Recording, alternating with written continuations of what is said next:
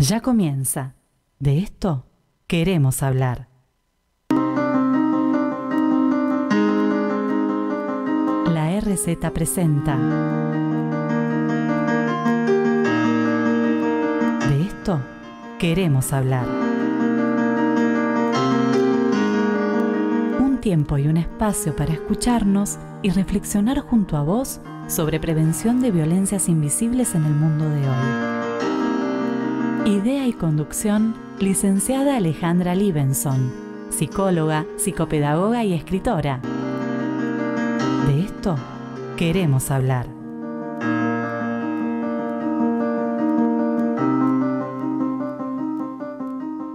Buenas tardes. Buenas tardes, bienvenidos y bienvenidas a De esto queremos hablar. El programa que te acompaña cada miércoles para hablar sobre la prevención de las violencias invisibles en el mundo de hoy. Para desnaturalizar aquello que creemos que está bien, para interpelarnos, para hacernos preguntas y, ay, ¿qué más? Ya me olvidé. Ay, ¿cómo se dice? Uy, lo tengo en la punta de la lengua. Soy una descerebrada. Qué insana. Soy un cerebro de chorlito. Se me chifló el moño. ¿Estaré de la nuca? ¡Qué cerebro de burra! Ay, bueno, de todo esto vamos a hablar hoy con nuestro invitado. Vamos a hablar de la neurología, del cerebro, de las frases vinculadas justamente a este órgano. ¿Es un órgano el cerebro? Domina el cuerpo, manipula, nos controla. Es un cerebro que forma parte de una estructura, pero se maneja de forma autónoma. ¿Hay un cerebro fuera del cerebro? Hay frases que dicen, ¿sabés dónde tenés el cerebro? Ahí. Y adivina qué parte señalan. ¿Cuántas veces utilizamos esa palabra? Y creo que la denigramos, le quitamos valor, le quitamos sentido. Así que de todo eso vamos a hablar con nuestro invitado de hoy, que no lo quiero detener más, lo vamos a presentar formalmente en modo entrevista. Presentamos el segmento en modo entrevista. Buenas tardes, ¿estás por ahí, doctor Claudio Weisburg? Hola. Buenas tardes. ¿Cómo estás? Muy bien. Tanto ¿Vos? tiempo, muy bien. Nos hemos visto hace mucho en el programa de Laje, ¿no? De Antonio Laje, en América. Exactamente. Nos han invitado, ahí no sé, no me acuerdo, mi cerebro no recuerda, no tengo una memoria a largo plazo, pero era un lindo tema el que habíamos tocado. Sí, estábamos creo que ahí claramente fue un prepandemia. Un prepandemia, así es. Y también nos encontramos en mi otro programa de radio que se llamaba Palabrados, que me acuerdo que te pregunté cuál era tu lugar en el mundo y qué palabra te representaba. ¿Te acordás? Me acuerdo la palabra,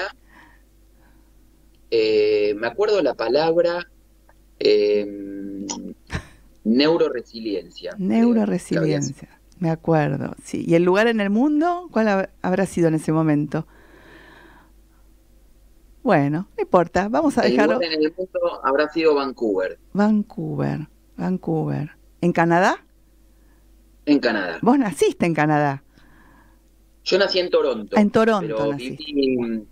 Viví, me formé, hice parte de mi carrera en Vancouver y es un lugar en el mundo. Es un lugar en el mundo. Bueno, estoy hablando acá con el doctor Claudio Weisburg. Él es médico, neurólogo, médico egresado de la UBA, docente en neurofisiología y farmacología y bioquímica. Se especializó en pediatría, trabajó en el Hospital de Niños Ricardo Gutiérrez, de acá de la ciudad de Buenos Aires, neuropediatra, director médico del Instituto SOMA y jefe de neurología infantil dentro de dicho instituto neuropediátrico. ¿Es correcto, Claudio? ¿Vamos bien por ahí? Correctísimo. Bueno, también fundaste y creaste y dirigiste como médico el Departamento Infanto-Juvenil y fuiste jefe de neurología infanto-juvenil en INECO, que es el Instituto de Neurociencias de la Fundación Favaloro. Y fuiste profesor de neurología también. Bueno, y has hecho infinitos cursos de posgrado vinculados al autismo y a los trastornos del neurodesarrollo, y sos especialista en neurodesarrollo en pediatría, cognición y enfoques neuropsicológicos. Bueno, y además hay un libro tuyo muy interesante que habla del autismo como una guía para padres y para profesionales. Así que bueno, has dedicado, te diría yo, casi toda tu vida profesional a estudiar eso que llamé al principio y no me acuerdo, ¿no? Esto del cerebro. ¿Qué es el cerebro? El cerebro es el gran director de la orquesta corporal que es el cuerpo humano. Wow. ¿No? El cuerpo humano es un conjunto de instrumentos musicales que tocan gracias a que existe un director musical o director de orquesta que es el cerebro. ¿Y siempre nos dirige el cerebro? Siempre nos dirige el cerebro, sí, aunque la percepción es que uno cree que se enamora con el corazón y represento gráficamente y me toco en el sentimiento, digamos, el corazón, pero hay una representación en nuestro cerebro que hace que nuestro corazón lata más fuerte cuando tenemos a esa persona enfrente, o cuando la vamos a ver, o cuando pensamos en ella, o cuando nos separamos de ella. Entonces esto es una situación en donde las áreas que se activan en nuestro cerebro van generando que nuestras emociones le manden información a los órganos que hagan que cuando uno dice, tenemos el cerebro abdominal o gástrico, y nos ponemos nerviosos y nos duele la panza cuando estamos nerviosos, o nos ponemos todo colorado por vasodilatación, pero esa vasodilatación es del sistema nervioso autónomo. El sistema nervioso autónomo de alguna manera está dirigido por el cerebro. Entonces es como que los órganos son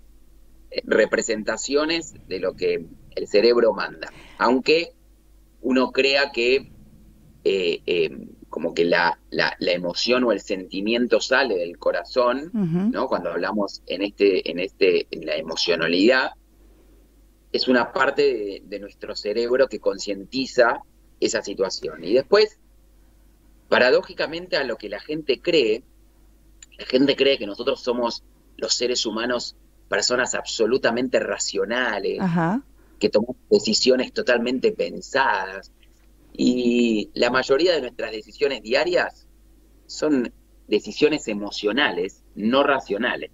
No racionales.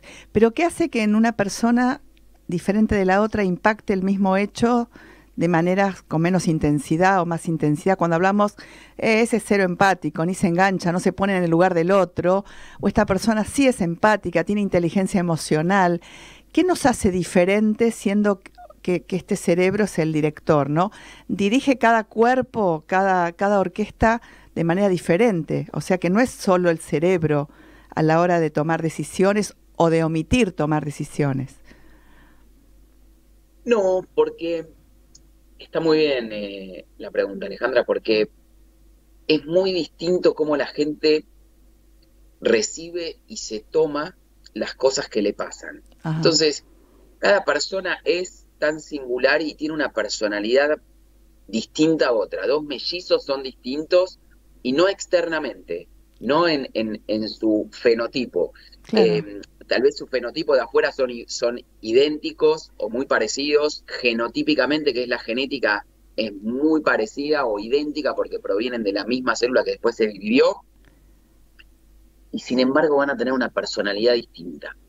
La personalidad, que es la forma, el temperamento, el perfil afectivo, emocional, nuestra historia, la mochila que llevamos puesta de las experiencias que vivimos, hacen que nos tomemos de una manera y no de otra las cosas que nos pasan. Entonces, en definitiva, uno es y tiene la respuesta de lo que le pasa y cómo se toma lo que le pasa en base a cómo uno fue experimentando cosas en su pasado y en su presente. Y uno es la sumatoria de decisiones que tomó, claro, y la sumatoria de experiencias que vivió. Entonces, en esto, la forma en la que nos tomamos las cosas tiene que ver con cómo somos, qué personalidad tenemos y qué cosas fueron construyendo al ser que somos hoy. Que entonces, somos un conjunto. De todo eso, pero ese cerebro... Siento que Cuando yo digo somos la sumatoria de decisiones que tomamos, somos la sumatoria de experiencias que vivimos, las experiencias externas modifican nuestra corteza interna. Eso es la neuroplasticidad. Ajá. Entonces, las células no se mueren, se rehabilitan, se crean nuevas. Cuando yo era chica me decían que las células que se morían no volvían a crecer, ¿no? Neuronales, ¿no? Yo aprendí eso. Después con esto de la neuroplasticidad me tranquilizaron, me dijeron, no te preocupes, que algunas se mueren pero otras nacen o cambian. ¿Cómo es esto? ¿A quién le creo de las dos versiones? Está muy bien, porque al principio vos decís, célula que se muere no se regenera. Y eso es solo correcto para la neurona. Ajá. Porque tu célula de la piel se lastima, se corta, cicatriza y crece piel nueva. El glóbulo rojo, el glóbulo blanco, cada 120 días están cambiando. El pelo se te corta, se te cae y vuelve a crecer nuevo. Es decir, piel, uñas, pelo, células de la sangre, células de la piel, generan cambios y células nuevas van creciendo todo el tiempo. En cambio, la neurona, sí, neurona que se muere no se regenera. Eso lo aprendimos en neurofisiología en la facultad o en biología en el colegio. Y sin embargo, lo único que cambió es que el concepto de neuroplasticidad no dice lo contrario, no dice que una neurona que se muere puede volver a regenerarse. Okay. Solamente dice que las neuronas que estaban ahí silenciosas, calladas, apagadas, solapadas, stand-by, estaban listas para tomar comando cuando otra tenga el problema. Entonces una célula neuronal que murió no se regeneró, okay, pero otra que estaba vecina, callada, silente, apagada, se activa, se prende como una luz que tiene toda la capacidad de prenderse y le prendieron el interruptor. ¿Y quién lo prende? Pero ¿quién lo prende ese interruptor? No se prende solo, alguien lo tiene que manejar, ¿no? Ahí existen maneras. Entonces, ¿cómo se hace? Absolutamente, este cambio tiene que ver con cómo el estímulo genera la activación. Entonces, nosotros podés tener todo tu cerebro, digamos, de fábrica, con una materia prima impecable a nivel genético, estructural, cerebral, pero si no lo estimulás de la manera adecuada, no va a crecer de la manera adecuada pensándolo como un músculo. Ajá. Si el cerebro es un músculo que requiere ser estimulado, igual que el bíceps o el tríceps cuando levantás pesas, sí, necesitan que estés levantando pesas todo el tiempo para generar trofismo. El cerebro necesita estar estimulado todo el tiempo para generar trofismo. Okay. Entonces, si vos no estimulás una zona del cerebro, esa zona del cerebro se va achicando como un músculo que no se usa. A ver, dame un ejemplo. ¿Cómo sería no estimular? Por ejemplo, bebés recién nacidos, sí, en las primeras terapias intensivas, por ejemplo, recién nacidos que nacían y tenían un problema respiratorio, se los intubaba, se los ventilaba, se los ponía en el respirador y se les tapaba los ojos. Es ¿Para qué? Para evitar la úlcera de córnea. Porque si el ojo está abierto y no parpadea, porque le diste medicación para que los músculos no se muevan, le hacía mal la luz. Entonces se generaba. Entonces lo cerraban para que ya directamente el párpado esté lubricando constantemente la córnea. Ahora, eso no genera que el estímulo lumínico visual, que entra por los ojos, pasa por el quiasma y va a la corteza occipital atrás, la estimule y le dé trofismo. Entonces, si vos no utilizás el estímulo visual para generar trofismo de tu corteza occipital se achica. Claro. Entonces se vieron experimentos que mostraban cómo en animales que la luz y el estímulo lumínico no entraba, su corteza occipital es más chica. Entonces, vos no estimulás, tu músculo cerebral correspondiente a esa actividad se achica o pierde tamaño. Claro. Viceversa, para que el tamaño sea adecuado, necesito estar estimulando de manera adecuada. Claro, entiendo. Lo mismo si yo hacía estudios en animales para los cuales le tenían que pedir que aprieten con su dedo o con su mano, con la palma, aprieten o toquen la mesa, la zona de nuestro cerebro somatosensorial que representaba lo sensitivo era más grande si vos tuviste que usarla para pedir comida tempranamente. E igual que si a un chico desde muy temprano lo expusiste a tocar el piano, sí, O una persona no vidente tiene que estimular su sensorialidad para leer con el lenguaje de Braille, su zona somatosensorial del cerebro, su representación sensorial, es mucho más grande por haberla estimulado. Claro. El que pide comida, el que se lo expone tempranamente a un te cuento algo. Una sobrina mía, yo tengo 5 sobrinos en Estados Unidos, y una de ellas fue adoptada de un orfanato al año y medio, y vino a la casa de mi cuñado, que es médico, y su mujer nutricionista. Y cuando vino, le daban de comer, y la niña comía y no paraba. Entonces, en un momento, vomitó. Y después descubrieron que en el orfanato tenía una porción idéntica todos los días, y no había ni más ni menos. Y que esa niña no tenía el criterio de lo que era el hambre. Tenía como un condicionamiento tipo a lo Pavlov, estímulo-respuesta. Claro, entonces no podía registrar su deseo.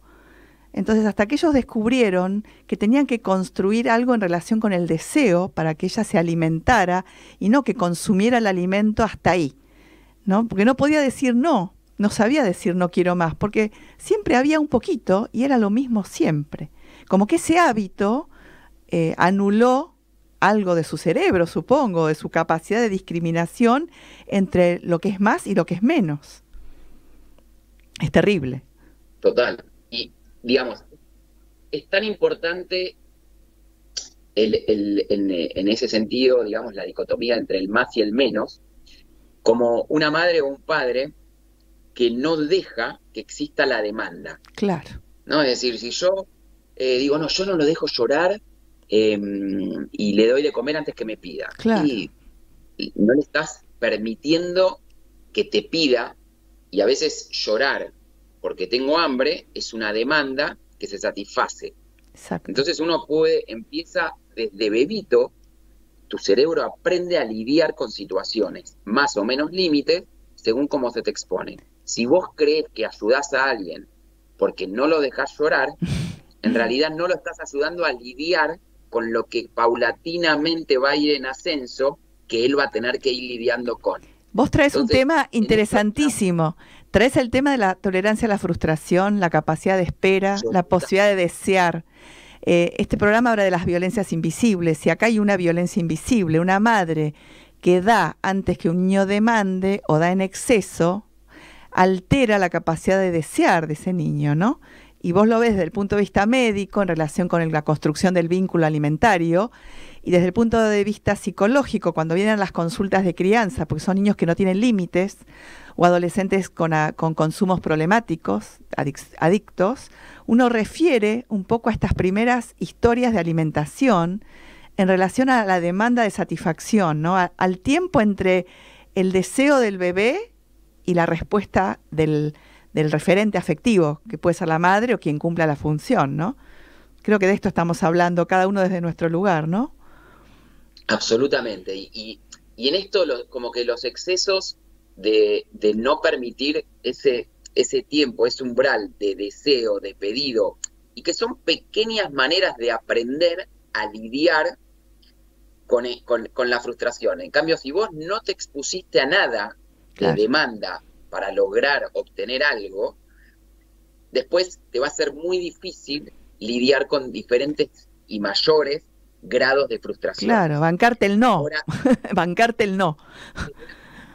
Al chico que se le da demasiado, como al que no tiene nada. Totalmente. El que no tiene nada, le das un poquito, lo valora. Al que le das demasiado, no valora nada de lo que le das. Entonces, por más que vos le des mucho a tu hijo o a tu hija, es muy importante el valor de cada cosa que los chicos le tienen que dar. Porque a lo mejor vos se lo das, pero si vos se lo das sin que pueda valorar y ya le estás dando otra cosa, o le das todo junto, es decir, vos sos el que, queriendo, digamos, sobrepasar de amor en cosas materiales, a veces uno tiene que lo material ir, cómo lo vas graduando. Totalmente. Con lo emocional, es decir, porque muchas veces los chicos, el recién nacido y el bebé, no me tengo que imaginar qué objeto está interesante para que me siga. Yo le pongo mi cara a un recién nacido y es lo que más va a seguir con sus ojos. Claro. Porque lo que más le va a llamar la atención a un bebé es el rostro de otra persona. en general la mamá o el papá o la persona que más esté.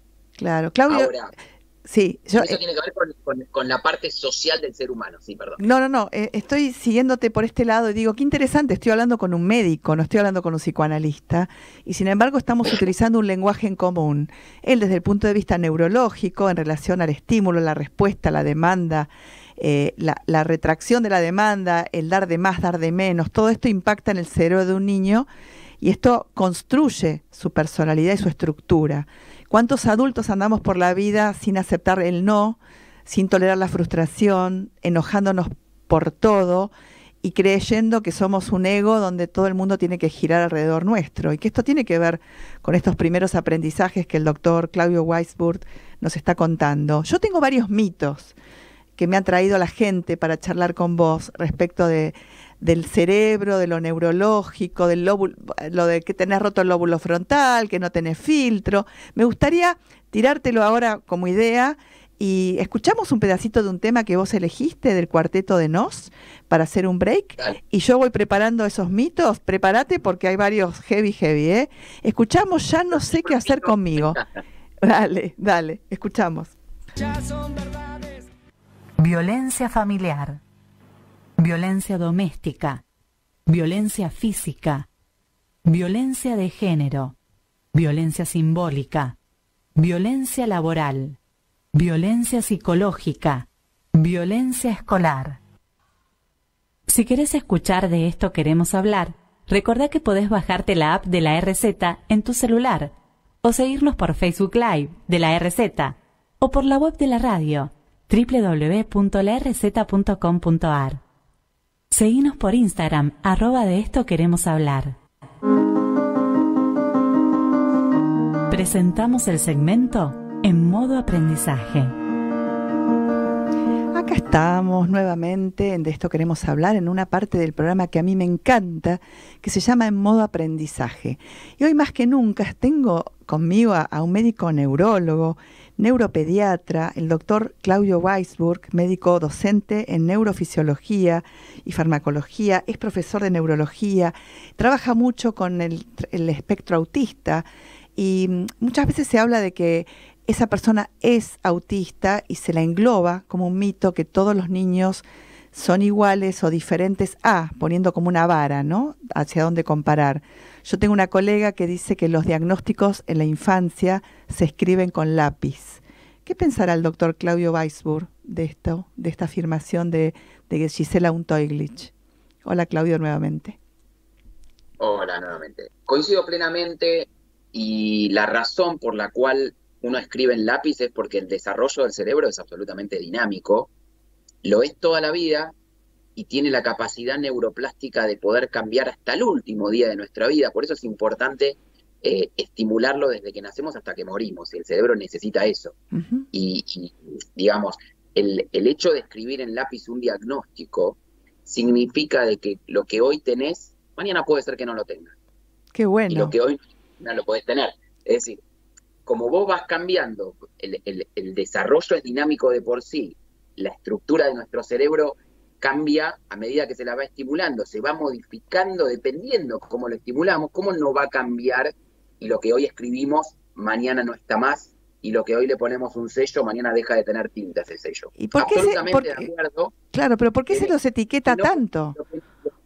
¿Perdón? ¿Pero por qué se los etiqueta tanto a los niños entonces, habiendo esta capacidad plástica? No es etiquetar, a veces el saber dónde uno está parado es importante para saber cómo seguir adelante, ¿no? Uh-huh. Es decir, si yo sé que tengo esta dificultad en el lenguaje y decís, tenés un retraso en el lenguaje, no estás etiquetando nada, estás describiendo una situación dimensional, diagnóstica o de aspecto de, digamos, en el neurodesarrollo. Okay. Entonces, si vos sabés que cuando vos tenés una dificultad, un retraso, un desfasaje en el desarrollo, cuanto antes lo abordes, mejores.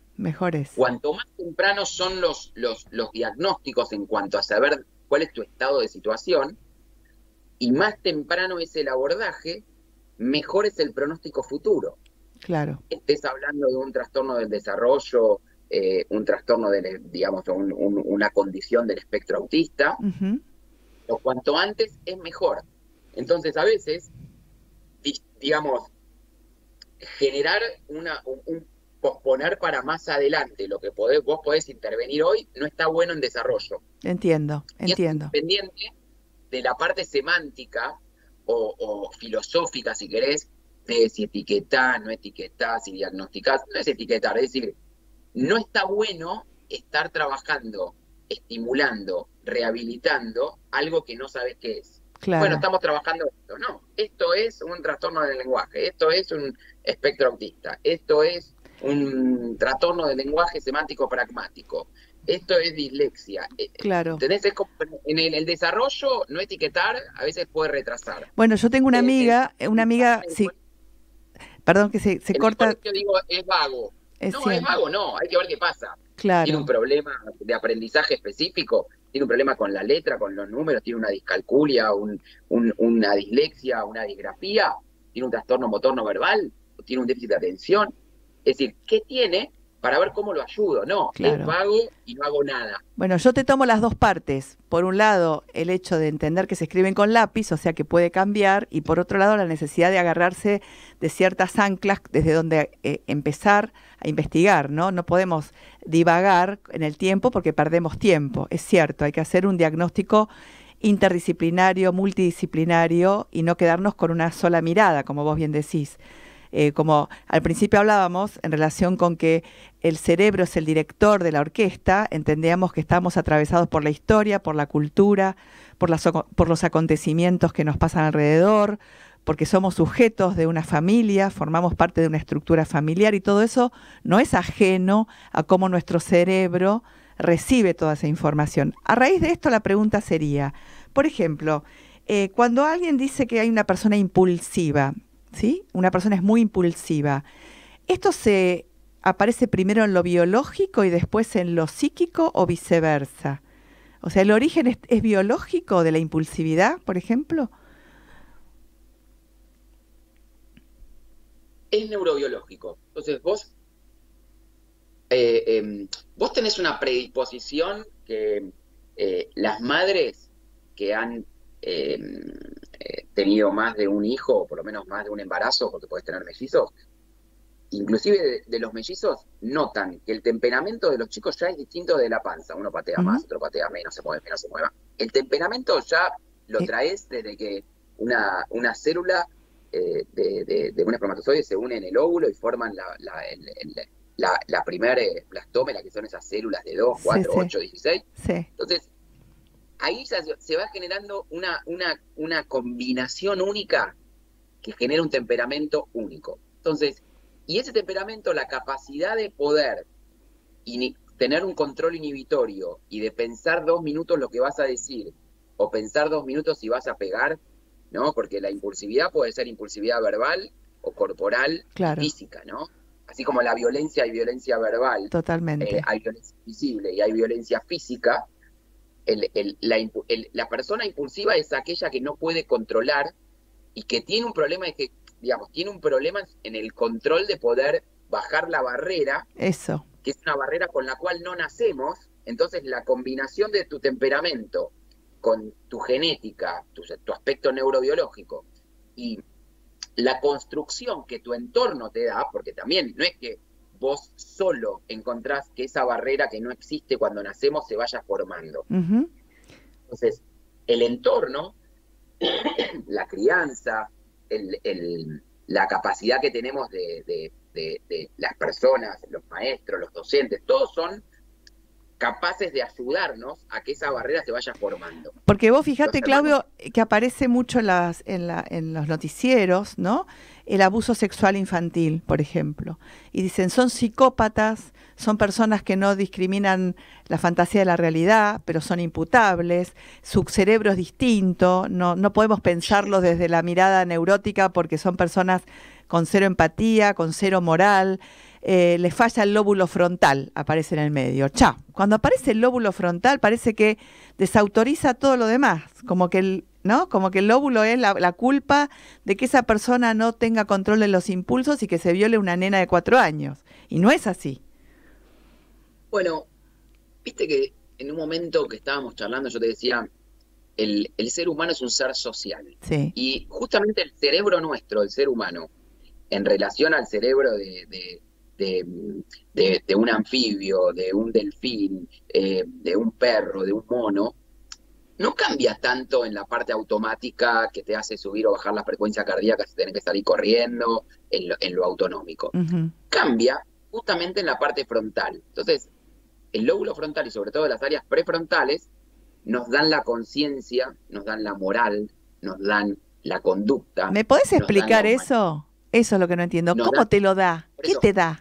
nos dan aspectos que tienen que ver con la humanización, con la socialización, con el vivir en comunidad, y es lo que nos da también parte de nuestro lenguaje, que forma parte de nuestra socialización. Entonces, históricamente, en lugar de ahora que tenemos muchas ventanas para ver el cerebro como neuroimágenes funcionales y tecnologías digitales que Sí, permiten tener imágenes funcionales que mientras yo estoy hablando algo me esté mapeando mi cerebro y me diga qué zonas se activan y demás, que no es para hacer mejores diagnósticos, sino que es para entender mejor cómo funciona el cerebro. ujú, Vos ves qué áreas funcionan. Antes, ¿cómo se hacía eso? Bueno, vos tenías un traumatismo de cráneo, tenías un tumor, tenías un accidente cerebrovascular en una región determinada de tu cerebro, esa región decía, bueno, tu lado frontal derecho del cerebro maneja tu lado izquierdo porque cuando se lastimó dejó de funcionar el lado izquierdo. Entonces ujú, ahí entendías la neuroanatomía claro. y la neurofisiología de cómo. Entonces, en historia corta, en, en, en el siglo pasado, o hace dos, Phineas Gage, que era un maquinista que estaba trabajando con la colocación de las vías del tren Sí, en Estados Unidos, era una persona correcta, moral, familiar, casada, con hijos, y sufre en la explosión que se generaban para que las vías pasen por zonas rocosas, un fierro que se le impacta justamente en el lóbulo frontal entrando por el ojo. ujú, Entonces es muy conocida porque la persona no se muere, no solo que no se muere, sino que sigue viva con la pérdida del ojo y de sí, masa frontal. Y esa persona que coloquialmente decimos, esta persona está frontalizada porque es impulsiva, está frontalizada porque ujú, dice lo que piensa sin tener ninguna barrera, sí, sea verdad o no, pero dice lo que piensa sin filtro. Esa es la persona frontalizada. sí. La persona frontalizada es la que no le funciona bien el lóbulo frontal. Entonces, esta persona, Phineas Gage, cambia completamente su Su perfil carácter. conductual después del accidente. Qué loco. Y termina de la peor manera. Termina de la peor manera. Con, Qué tremendo, ¿no? Porque yo pensaba, entonces la locura se puede prevenir si uno sabe que la su locura. lóbulo, la locura, ¿no? De las personas que llegan a situaciones caóticas, como por ejemplo andar por la vida diciendo verdades a todo el mundo sin poder frenar, sin filtro. Uno dice, qué loca esta persona, o que te tocan el auto en un semáforo y se baja con un fierro, ¿no? Y vos decís, me va a matar porque le toqué el auto y le rocé el auto. No puede dialogar, nos pasamos los teléfonos y hablamos de nuestros seguros. ¿Por qué va derecho? Esto se liga con lo de la impulsividad, ¿no? Porque Sí. uno los ve como locos y por ahí son personas que funcionan muy bien en su vida cotidiana. Claro, pero por un lado hay una frase que dice, el loco siempre dice la verdad, Sí, sí, ¿no? Es decir, sea buena o mala, pero la dice. sí. Pero en general lo que siempre dice es su verdad, por lo menos porque lo que piensa lo dice sin ningún tipo de filtro. Y ahí me parece que en relación a lo que puede ocurrir en un accidente vial, en un choque de autos, en donde dos personas civilizadas se deberían bajar, intercambiar los, los, la información de los autos y que el seguro se arregle. Hoy, más que locos, creo que, y esto lo he venido hablando en la pospandemia, pero antes también, ¿no? Ujú, La sociedad está más violenta. sí, Los eventos que ocurren en la vía pública, en un colegio, en lugares bailables, las peleas. Es decir, siempre existieron peleas, pero no al nivel de que 12 personas le peguen a uno, no al nivel de que uno salga y porque te tocó el auto. Sí, la gente está como más en la acción, no en la palabra, ¿no? Como que la acción le gana la palabra. Esto Total. es La eso. sociedad está más violenta sin lugar a dudas y en esto se traduce es decir, porque a veces dicen la escuela está más violenta. No, la sociedad está más violenta, incluida las escuelas. Claro, Entonces, antes lo que un maestro le decía a los padres de su hijo era algo respetado. Hoy lo que la maestra le dice a unos padres por su hijo puede ser algo que los padres tomen violentamente hacia el docente, o sea, le vuelve de una sí, manera que sociológicamente hay cosas que cambiaron. Biológicamente una persona que no está en sus cabales, es decir, que no puede medir con lujo de detalles lo que es real y lo que no, es decir, una persona que no tiene una capacidad de tener conciencia concreta de la realidad, sí, es aquella que tiene algún trastorno mental que se lo impide, ¿no? Es decir, claro. en algún Lo punto. que pasa es que el tema de los trastornos, Yo denominaba mucho más a los locos de los locos que hay, ¿no? Es decir, hay locos, sí. El loco, digamos, dice lo que piensa o dice la verdad, sí. Pero muchas veces usamos el término locura a muchas personas que a lo mejor tienen un grado de pérdida de noción de la realidad, como otra que hablabas antes, digamos, sí.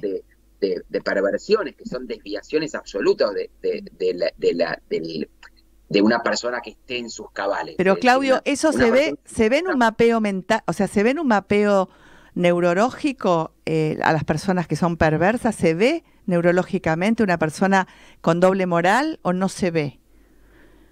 No se ve. No se ve. Es No se ve. Es decir, tremendo, es tremendo. uno lo puede ver en la práctica, en la clínica. Es decir, vos podés ver clínicamente o mismo si vos tenés desde lo legal tenés que hacer un peritaje, no podés sacarle una foto y decir, mira, no le funciona bien esta zona del cerebro Claro. X y por eso tiene esta conducta psicopática, perversa y Y en demás. qué se Pero basa, en qué se basa un decretar una insanía entonces? Cuando uno determina que una persona es insana. uno determina que una persona es insana cuando cree que no puede tomar decisiones adecuadas para sí mismo y para otro, pero principalmente para sí mismo. Ujú. Entonces, eso tiene que ver con alguien en donde sí, vos le podés sacar una foto a una persona que tiene un Alzheimer y vas a ver regiones justamente frontales, y no solamente frontales, atrofiadas, y vos vas a decir, mira, este cerebro en la resonancia tiene una atrofia cerebral. Claro. Puede ser un eléctrico, puede tener alteraciones eléctricas. Ujú. Pero lo que determina es una valoración psicológica, psiquiátrica de la Claro. personalidad y de cómo están sus capacidades, digamos, y su juicio mental para tomar decisiones sobre sí mismo y sobre tercero. Entonces, eso es una condición que se llega después de evaluaciones que Claro. normalmente vos podés tener una resonancia 100% normal y no tener, y tener una incapacidad para tomar decisiones o declarar una insanía, y vos podés tener una resonancia o una foto de tu cerebro patológica, pero con capacidad para poder tomar decisiones. No es que tiene que ser una Claro. combinación de Claro, lo que factores que pasa hagan. es que la gente que está loca no reconoce su locura y muchas veces circula por la vida como personas que no lo son, ¿no? Esto es lo Bueno, complejo, ¿no? ahí, si querés, te metés de costado en lo que es la ley de salud mental Exacto, y sin ir muy lejos, que a veces se presentan frente a situaciones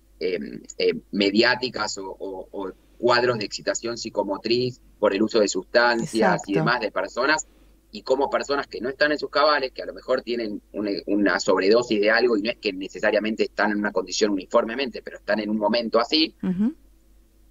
y vos decís, bueno, esta persona hay que internarla o hay que rehabilitarla de sus adicciones y demás. Y si esa persona adulta dice que no, no la podés internar. Es decir, hay Claro, todo un manejo de los nuevos cambios en la ley de salud mental que frente a las personas con trastornos en, en, en, en su salud mental, en sus capacidades, y mismo si son un peligro para sí mismos o para terceros, sí. en la integridad física, Ujú. es difícil generar una internación en contra de la voluntad del individuo. Claro, que uno dice, le está respetando su subjetividad, pero a la vez lo está cuidando o no lo está cuidando. ¿Cuál es el límite entre el dejarlo y ponerlo en riesgo o el cuidarlo y protegerlo para que no se autoflagele o lastime a otros, ¿no? ¿Qué línea, Bueno, qué línea tan difícil? ¿Cómo? Con la nueva ley de salud mental, eso es un dilema importante, porque Claro. no hay muchas medidas que están, mismo por los psiquiatras, limitados en las acciones que puedan tomar. Claro. ¿Sí? Está en contra de la voluntad de alguien que paradójicamente vos decís no está en condiciones de tomar decisiones. Es tremendo. Otra violencia invisible más. Como estamos terminando... Sí, es como una persona que esté borracha y vos, digamos, digas, no, mirá, tiene una alcoholemia altísima y la persona borracha te diga, no, yo no estoy borracho. Claro. O sea, no quiero ir a ningún lugar. ¿Y qué? Pero si no estás en condiciones de tomar decisiones. No, es tremendo, es tremendo. Mucho para trabajar y para hablar. Sacándote un poquito del tema específico en general, como adultos mayores como yo, que tengo 60, ¿no? ¿Cómo se puede prevenir alguna enfermedad neurológica? Digo, está siempre el fantasma del Alzheimer, la diferencia con la demencia senil, el deterioro cognitivo. ¿Qué podemos hacer los sujetos, entre comillas, dentro del rango etario de normalidad, siendo mayores, para evitar llegar a situaciones donde aparezcan los olvidos, ponernos en situación de riesgo? ¿Cómo nos autocuidamos? Primero, aclaro de que sos una persona joven. Gracias. Está bien, pero hablemos en condición de lo que uno tiene que hacer. Lo que yo decía antes está muy relacionado con esto, es decir, cómo evitar que nuestro cerebro nos engañe, se olvide, nos falle y demás, mantenerlo en forma. Entonces, tenemos que pensar el cerebro como un músculo, Sí. al músculo hay que usarlo, el uso que el cerebro necesita hacer, que necesita tener, es el desafío. El desafío. El Qué desafío es lo interesante. nuevo, perdón. Sí, lo El nuevo. desafío es nuevo. El desafío es agarrar un camino nuevo, pero un camino nuevo no es solamente el camino nuevo con el auto o caminando o agarrar un recorrido nuevo, sino que nuestro cerebro tenga que ir por caminos que no transitó. Porque cuando vos vas en automático y cuando vos vas al trabajo por el mismo camino todos los días caminando en bici, en auto, no estás pensando. Claro. Vos cuando ya manejás no estás pensando en el cambio o si es automático en cómo acelerás o frenás. Vos ya lo haces automático, no gastás energía en tu cerebro, pero tampoco generás nuevas conexiones. Vos generás nuevas conexiones con el aprendizaje. Y vos mantenés las conexiones que tenés haciendo ejercicio muscular y desafiando tu cerebro todos los días. Ah, pero Entonces, si vos, uno tiene vagancia, uno tiene medio una vagancia. Lo importante es, en las edades en donde las personas se jubilan de su trabajo, no hay que jubilar al cerebro de la actividad. Claro. Entonces vos jubilate de tu actividad laboral, pero al cerebro no me lo jubiles. Claro. Al cerebro seguilo manteniéndolo en forma. Seguí estando en contacto con gente, porque la soledad también atrofia. Totalmente. ¿Sí? Entonces, necesitas estar en contacto con gente. Por eso tantas consecuencias de la soledad, por la pandemia, del confinamiento y del no haber visto gente durante la pandemia. Claro. Y afectaciones en ansiedad, en depresión, en insomnio, producto de afectación de la salud mental secundaria, no al virus, sino al confinamiento o al aislamiento. Totalmente, a los efectos secundarios. Claro, bueno, creo que son los efectos colaterales o secundarios de la pandemia, ¿no? Todo lo que nos afectó como humanos, que somos seres gregarios, seres sociales, y que nos impidió tomar contacto corporal, que es lo que más primitivo tenemos y necesitamos, el abrazo, el contacto, la mirada, la gestualidad. Y cómo... Sí. Los principales repercutidos fueron los adolescentes, no los adultos mayores. Sí, lo escuché. Hablando del adulto mayor, vos decís, hay que mantener el cerebro en forma, sí. Tengo que poder estar en contacto con otra gente, familiares, nietos, amigos, sí. Tengo que salir, tengo que estar en contacto con la energía solar, o sea, no ver el sol también afectó a mucha gente, claro, entonces claro. tengo que estar al aire libre y tengo que ejercitar, tengo que aprender cosas nuevas, un instrumento musical, un idioma, claro. Hacer crucigramas, sopa de letras, sudoku, son todas cosas que cada situación a la cual me enfrento me tiene que hacer pensar. Si yo pienso, gasto energía cerebral. Entiendo. Si gasto energía cerebral, estoy generando nuevas conexiones. Si genero nuevas conexiones, estoy manteniendo mi músculo en forma. Bueno, por eso tengo una madre de 92 años, casi ahora cumple, con una vitalidad y una lucidez, porque lee en inglés, escucha, todo le interesa. Y cuando le hice la entrevista, que creo que vos estabas ese día, y la palabra que eligió fue vida, ¿sí? Y bueno, sigue apostando a la vida y bueno, está transitando esta pandemia más fuerte que nunca. Y yo creo que, bueno, rescatando un poco para cerrar, lo que el doctor Claudio Weisburg, neuropediatra, neurólogo, especialista en el cerebro, nos está diciendo que tenemos que laburar nuestro cuerpo, nuestra vida, nuestro cerebro como un músculo, dándole sostén, acompañamiento, fortaleza, respetándolo, cuidándolo. O sea, no puede estar ahí porque está arriba, en la cabeza y nos guía. No, tenemos que ser conscientes de que esa guía también depende de lo que hagamos nosotros para que nos guíe, ¿sí? Necesitamos darle herramientas. Si bien él termina dirigiéndonos de alguna manera, somos nosotros los que les vamos a ir dando alimento para que él pueda dirigirnos. Algo de esto creo que estás diciendo, ¿no, Claudio? Yo me acuerdo que una coordinadora de un grupo para bajar de peso decía: empiecen por levantarse y cuando se bañan, agarren el jabón con la mano que no es la directora habitual. Si sos zurda, agarrala con la derecha. Empezá a bañarte por otra parte del cuerpo. Hacé cosas chiquitas. Empezá por algo chiquito, lávate los dientes con la otra mano. Algo diferente de lo habitual ya te interpela como persona. Y yo creo que esto es lo que vos traes, ¿no? Y eso, digamos, es como, por un lado, tenemos que desafiar a nuestro cerebro hasta el último día de nuestra vida. Totalmente. Bueno, es eso. Y tenemos que desafiar a nuestro cerebro a que diga basta, que tenga ganas de seguir y bueno, ya es la hora, no se nos pasó la hora volando, porque también el cerebro registra esto, ¿no? La noción del tiempo y el espacio, según cómo vive ese tiempo y ese espacio, ¿no? Yo digo a lo que recién, digamos, tomo esto para cerrar, que lo que decía de lo que uno tiene que hacer todos los días en la ducha, de usar la mano que normalmente no está acostumbrada, es decir, habituarse, estás desafiando a tu cerebro cuando haces eso, porque tenés que pensar para usar la no hábil. Exacto. Antes de ir a la ducha está el levantarte, y uno tiene que levantarse teniendo un propósito cada día.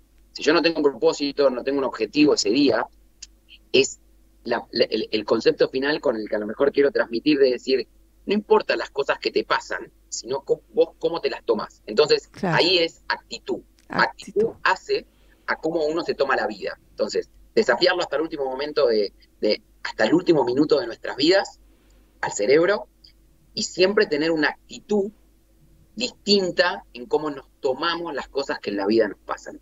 Sí, y vivir no es evitar que pasen cosas, sino poder atravesarlas de la mejor manera posible. Y cuando tenemos alguna duda, algo nos hace ruido, observamos a algún niño, alguna niña, algún bebé y sentimos que algo no está del todo bien, sabemos que se puede consultar, que se puede preguntar, que preguntar no crea los problemas ni las enfermedades. Preguntar es parte de la prevención y la promoción de la salud. Preguntar a quienes saben. Claudio Weisburg, muchísimas gracias por estar en De Esto Queremos Hablar. Fue un programa muy interesante, me quedaron muchas preguntas y sobre todo en relación al autismo. Yo tengo mi gran amiga y mejor amiga, hermana de la vida, tiene un niño con condición autista y me dijo siempre, de autista a artista hay una sola letra. Hay que encontrar el talento en cada niño y en cada niña, que dentro de su condición, porque todos tenemos una condición, tenemos que encontrar lo mejor y lo más creativo que le podemos dar al otro, porque si no damos, no somos nada. Muchas gracias, Claudio. A vos, Alejandra, por la invitación y hacemos la parte 2 cuando quieras. Bárbaro, un placer y bueno, yo me despido de todos ustedes. Hasta el próximo programa, porque de esto queremos hablar. La RZ presentó De esto queremos hablar. Un tiempo y un espacio para escucharnos y reflexionar junto a vos sobre prevención de violencias invisibles en el mundo de hoy. De esto queremos hablar.